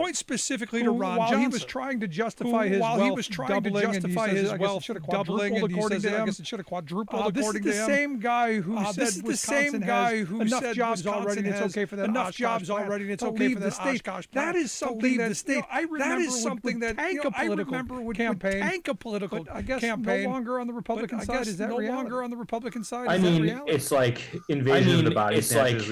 Invasion of the body snatchers. We were desperately trying to lose the election. I just think that's the election. I just think that's everything that he says. It's everything that he says. Constantly, you just said complaining about people, complaining about doubling his wealth, targeting him for doubling his wealth. I should have quadrupled it, and it's actually just class envy. It's a real smart thing to tell people. Those jobs don't need to be in Wisconsin. Those jobs don't need to be in Wisconsin. Which is his latest Social Security and Medicare just to be discretionary spending, so it can be discretionary spending, so it can be cut. In Washington D.C. language, explanation we've heard from a politician that they want to cut Social Security and Medicare has come from Ron Johnson in the last months. Like in very Ron Johnson fashion, doubles down on it. Rick Scott, similar thing. Rick Scott had that similar platform that he wanted to push from the NRSC. So push from the NRSC. I'll just take them at their word. That's what they want to do. Take them at their word. It's one of those things when they tell you who they are. It's one of those things when they tell you who they are. Again, I look at someone like Ron Johnson. I look at someone like Ron Johnson. I look at continually get away with this stuff. Continually get away with this stuff. Doesn't seem to be any consequence. Doesn't seem to be any consequence. And for their action, the legacy here is going to be the legacy here is going to be down a party. Things that would have taken down a party. Doing anything to Social Security. Doing anything to Social Security would have taken you down. You look at the PACT Act. You brought up the word discretionary spending. You brought up the word discretionary spending. That was what that whole fight was over. Instead of saying no, we want this to be mandatory. Instead of saying no, we want this to be mandatory. Use this money and you have to use this money and you have to. That was a whole stick over doing just what you said. That was a whole stick over doing just what you said. Moving it over to so that down the road they can cut it. So that down the road they can cut it. Exactly, right. And no, to the point. Exactly, Doesn't matter? Can this still sink again? Doesn't matter? I think it does, right? I think there's a reason that Ron does, right? I think there's a reason that Ron unfavorable is unfavorable. Keep growing, unfavorable is growing. Every Marquette poll, every really Marquette poll, which really respected polling shows that he's having an extremely and it's because of positions like this. He's not doing himself positions like this. He's not doing himself extremely polarized. Are we extremely polarized? Persuadable? Fewer people who are persuadable. Unfortunately, that's true, and that's the case. That's true, and there is still some consequence for behaving. I'm hopeful that Mandela Barnes is the ultimate consequence of all this, right? From the mouthwash, right? And COVID stuff way back when, COVID saying way back when, with a conspiracy theorist, with a vaccine might give you AIDS. I mean, there's so much. I mean, there's so much. Ultimate judgment on him as a senator comes in November, and I really pray that the people of Wisconsin are going to make it. The people of Wisconsin. Now, recently he just said that. There's no reason to protect same-sex marriage. There's no reason to protect same-sex marriage because it's completely unnecessary. Because evidently, I don't even know what the justification. I don't even know what the justification. Explain to me what it is that he thinks. Because we used to believe that about Roe. We used to believe that about the Roe. We used to believe that about a lot of things. We used to believe that about a lot of things. Money not being people and corporations not being people and corporations not being people. There were a lot of things we used to believe that. There were a lot of things we used to believe that. So I'm confused at where he's going. He just wants to dismiss anything he doesn't like legislation. Completely unnecessary legislation. Telling us, and at that point, there's no need to, there's no need to regarding same-sex marriage. And the kicker was, and the kicker was, well, that would affect millions of people. Well, that would affect millions of precedent there. Why would we change precedent there? Why would we change that? Are you a conscious sentient being? Like, you are a United States senator? Are you a United States senator? That doesn't ring any alarm bells when those words come out of your mouth. That's his take on it. Yeah, I'm guessing he's gunning for Tommy Tuberville. I'm guessing he's gunning for Tommy Tuberville, the dumbest guy in Congress, in the Senate. Dumbest guy in Congress, just mind blowing. Let's skip over to Minnesota. Let's skip over to Minnesota. An interesting gubernatorial candidate over there on the Republican side. Scott Jensen. This Scott Jensen. Not as crazy as the guy in Pennsylvania. Not as crazy as the guy in Pennsylvania, but I think he saw Doug Mastriano and is just a little envious. He cannot restrain himself. He cannot restrain himself. Earlier this week, footage was unearthed that a previous event. He compared COVID health policy in the state, which is the night of broken glass, which is the night of broken glass in Nazi Germany in the 1930s. Confronted with that to change his take, he said no. Change his take. He said this is just how I think, and this is just how I think. Your fancy, might not. But this is how I think, and like think. But this is how I think, and like thank you for telling us pretty distorted, because it seems pretty distorted. It might not strike our fancy as Minnesotans. Probably not going to vote for him. But then a third day, footage, audio leaks footage, him at a Republican Jewish coalition event, where you would think he might go and say, sorry. Instead, he said, no. Instead, he said, no. It's little things build on each other. Little things build on each other. In 1930s Germany, where the media was very complacent. America media is very complacent. It's just he's not going to give it up. He won't give it up. He's not going to give it up. He won't give it up. He's just telling Minnesotans. Again, he's just who they're voting for if you're voting for this guy. Who they're voting for if you're voting for this guy. Where the line, Minnesota like never before. Minnesota like never before needs to lean into its Jewish tradition. What does that mean? I mean, and I was curious about that too. He said that, and I'm like, the Republican Jewish coalition, you're asking them to give you a pass. You're asking them to give you all of your Holocaust comparisons. All of your Holocaust comparisons. That sounds like what he was asking. It is remarkable. It is remarkable. His running mate Matt Burke, his running mate Matt Burke is just like him. Their feet in their mouths, they can't help themselves. They can't help themselves. I always thought, in Minnesota, I always thought, Minneapolis, for our listeners in Minneapolis, listening on KTLF 950, I always thought people were somewhat sane. I always thought people were somewhat sane with crazy people like this. How did you end up with crazy people like this? And this nominee for Secretary of State, this nominee for Secretary of State, how do we end up with this one who, how do we end up with this one who, this voting is our 9/11? It's our 9/11? She was talking about federal voting rights legislation. administration, the John Lewis Voting Rights Act. Compared it to 9/11. She compared it to 9/11. Like maybe this will wake people up. And like maybe this will wake people up. To be clear, as a Minnesotan, I want to tell you that that's not how Minnesotans are. That's not how Minnesotans are. These people are not going to win, and these people are not going to win. That they're, commanding one of the major parties and have one of the major parties to their name and they're on a ballot next to their name and they're on a ballot. It's just so extreme. And this is the same person. And this is the same person who said previously. In an interview that we found, she was upset that a law that was struck down in Minnesota that limited the amount of people in a nursing home to vote, like in a nursing home with disabilities, that there's a person with disabilities that needs physically voting, physically voting, raises the question, whether those people should be voting in the first place. Whether those people should be voting in the first place. Someone who wants to run elections, in the state of Minnesota, exclude people with disabilities, and exclude people with disabilities, non-English speakers, non-English speakers. So that's where we're at. So that's where we're at. You're listening to the Rick Smith Show here with Tim Hogan. He's the executive editor at Heartland Signal, Heartland Signal, the website. There are radio partners over at WCPTA. I'm 820 WCPTA. I'm Chicago. I want to move over to Michigan real quick because you've got a again. What's with these gubernatorial candidates? What's with these gubernatorial candidates? You've got a candidate over there. There's Tudor Dixon. You've got a candidate over there. There's Tudor Dixon. No exceptions for abortions. No exceptions for abortions. 14-year-old rape victim. This 14-year-old rape victim. I think they're now emboldened to say what they believe all along. Under no circumstance they don't care about women whatsoever. They don't care about women, young girls, especially young girls.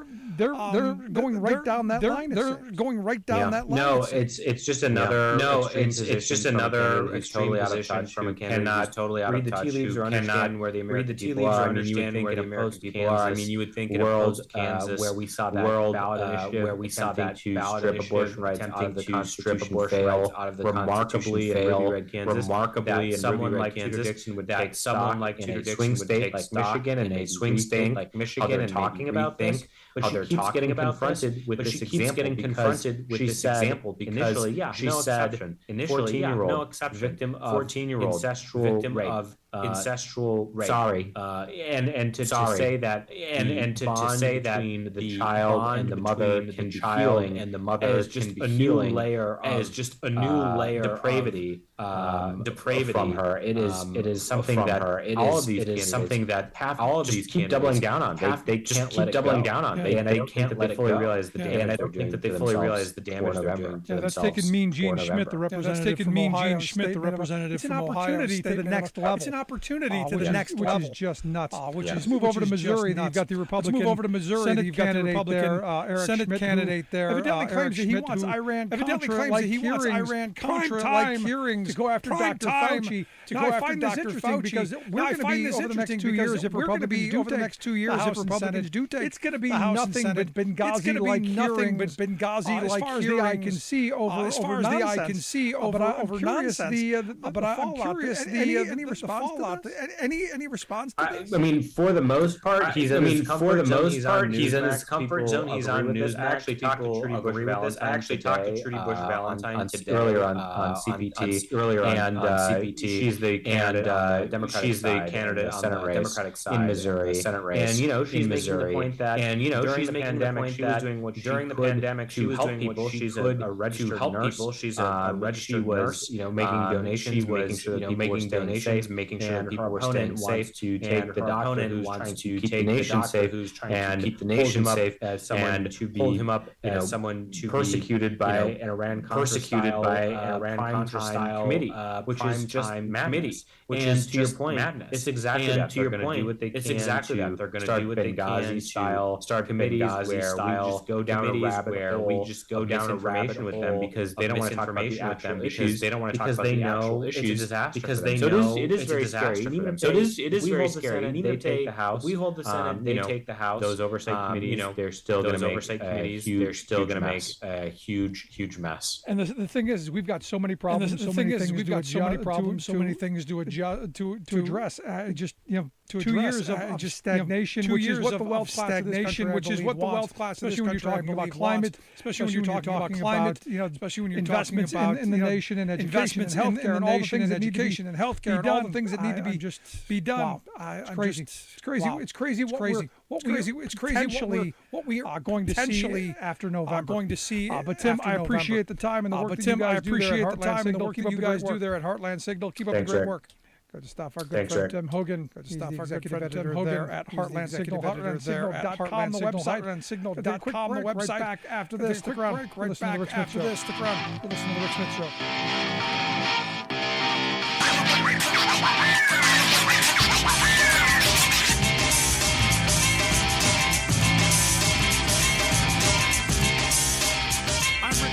And this is Labor History. And this is On This Day in Labor History. On this day in Labor History, the year was 1925. African-American sleeping car porters gathered at the Elks Hall at 129th Street in Harlem. The meeting was called by A. Philip Randolph. The purpose of the meeting was to form an independent black labor union for the sleeping car workers. The porters were service workers on the popular Pullman train. They were paid low wages. They were paid low wages as 400 hours a month with overtime pay.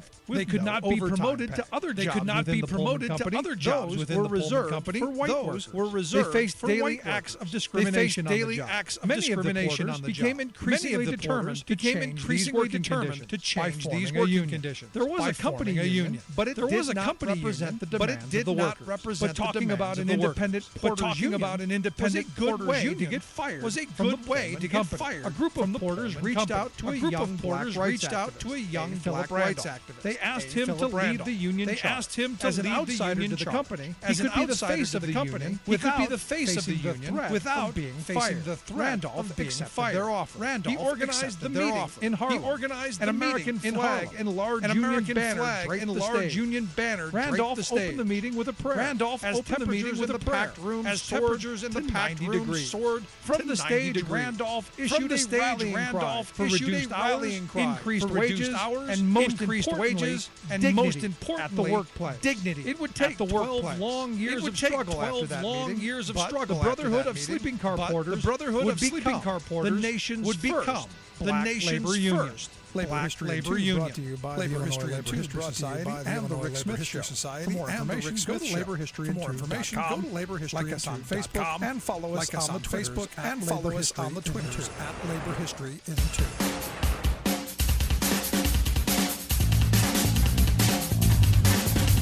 Welcome back to the Rick Smith Show. Welcome back to the Rick Smith Show. Show.com. Something on your mind. Email me. Show.com.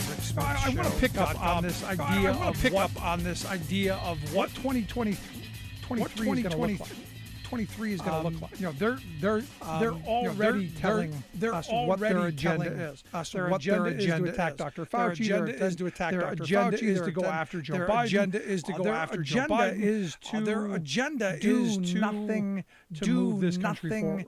To move this country forward. Their agenda is to tear us even further apart. Their agenda is what they've been doing for the last enriching the very wealthy at the cost of the working class of this country. You don't have to look any further than their voting record over the last year and a half. Voting against healthcare. Voting against healthcare during a pandemic. Battling against climate change. Against climate change. No. And it's fine. Fine. In fact, this is still the. One of the most brilliant things that I've seen. You've literally got areas on passing solar panels and on windmills. You've got bans on renewable energy. You've got states that are limiting their states' pension funds, from going and investing in the technologies of the future, good governance, with green energy and good governance, policies. Why? Well, because they're in the pocket of big fossil. They're in the pocket of big fossil. They're in the pocket of big corporations. They're in the big corporations. They're in the pockets of these huge multinationals. They don't care about you or me. They don't. I've said it. I'll say it 1,000 more times. Republicans hate working people. It's that simple. It comes out every time they open their mouth. It's just nobody seems to buy it. I go back to Ron Johnson. I cannot imagine voting for a senator who would go, you know what, the state that I lived in, you got enough good union jobs with good health care, good good family sustaining wages, good family sustaining wages. Let's give it to somebody else. Let's give it to a state like, I don't know, South Carolina that doesn't do those things. Yeah, that seems brilliant. That seems brilliant. And yet there are still going to be working class people who because they believe that he hates the same people. Because they believe that he hates the same people. And the weird part about it is I don't even know that Ron Johnson hates anybody. I think he loves money. I think he loves power. And if duping a handful of working class folks to believing that he hates the same people they do, so that they flip the lever for him, he's going to do, man. That's what he's going to do, man. It's really quite remarkable that as a working class, people vote for this party. Now, you could make the argument in the old days. Business policies, they're going to help workers because it's going to trickle down. We give rich people all the wealth. We give rich people all the wealth that they could possibly ever imagine. And rivers of gold and honey. It'll trickle down on us. Well, we've had 40 years of that. We've had 40 years of that. We've been trying the largest wealth class in the history of civilization. And what's it gotten us? We're deeper in debt. Our country is crumbling. Our country is crumbling. Our healthcare system is for a good majority of people not working. Most working class people aren't going to be able to retire with any type of income security or dignity. Their children are going to be worse off. Than they were. But we're going to have a really big wealth class. We're going to have a really big wealth class, and that's what matters because they're the ones who fund these campaigns. They're the ones who fund these campaigns. They're the ones who dream up these bad ideas. They're the ones who fund these organizations that get to seat people on the Supreme Court, get to seat people on the Supreme Court, and get to write lazy representatives just to slap their name on, and yet working class people. Vote for these people. It's shocking to me. It's shocking to me. And over the last couple of days, as I said, since we've been talking about the student loan stuff. Since we've been talking about the student loan stuff. What's amazing to me is how many working class people are so blinded that they don't see that how addressing the student loan crisis, the student debt crisis helps the working class. Helps the working class. Again, this is another one of those things. Divisive things that the right is using masterfully. I've got friends who I thought were saying you can't explain to them how this is helpful. You can't explain to them how this is helpful. You can't explain the difference in tax codes and the difference in tuition rates and the difference in tuition rates because they believe. Because they believe what's being shoveled at them by the F channel and the far right corporate-controlled media. And you ask yourself, when do we finally wake up? When do we finally wake up? My email box today was full. As I said earlier, just losing their mind. I didn't get jealousy. I didn't get until you ask them a couple of questions. You go, how much back in the 80s? Did you take out? $8,000 for a bachelor's degree. $8,000 for a bachelor's degree. Literally had one person tell me he paid $8,000 back for his bachelor's degree. Where I know people who are $100,000 in debt for that same degree. It's quite remarkable. And this is one of those moments where, we as a working class had better come around to the idea that this administration has actually been doing things to help the working class of this country like no other administration in my lifetime. And this is where I give Biden credit. I give the Biden administration credit for doing things that help working people. Because that's where my focus is. That's what built this country. That's what gave us the ability to. As I say all the time, my grandparents' generation built the most prosperous working class in history. And they handed it off to their boomer kid, who traded it away for more stuff, certainly less job security. Certainly less job security. certainly less opportunity. Quite remarkable how things played out. It's quite and remarkable. Now you've got remarkable how the Zoomer generation. And now you've got these who are going. the Zoomer generation. The Gen Zs who are going. We're going to fight for better wages, hours, conditions, better opportunities. We're going to fight for better wages, hours, conditions, better opportunities, not a minute better too investments. Love to hear your thoughts. Email me, Rick, at notaminuteshow.com. Love to hear your thoughts. Visit the portion of the program. Make sure you grab the podcast. Wherever you find yours, you'll find ours. Make sure you grab the podcast. Thanks so much for being here. Wherever you find yours, you'll find ours. Thanks so much for being here. We'll see you back here next time.